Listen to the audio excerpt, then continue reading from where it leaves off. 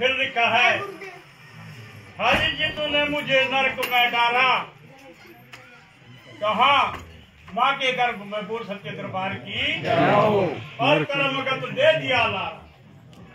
हुई गुरु की कृपा तो वह मिटे सारा, वह कहते डर को फिर सर्व सुख दे दिया मुझे। करी है गुरुदेव ने कृपा, भाई शरण में ले लिया मुझे।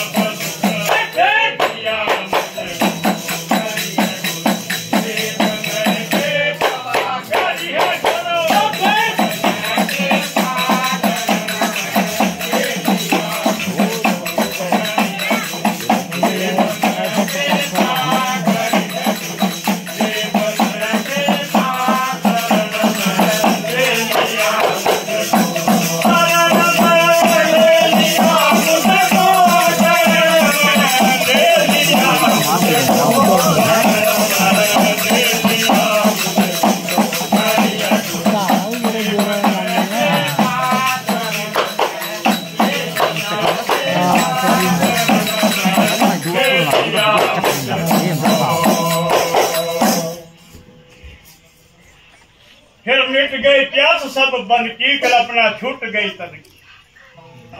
प्यास सब मिट गई मन की और सर्व सुख दे दिया गुरु ने मुझको, बोल सच्चे दरबार की।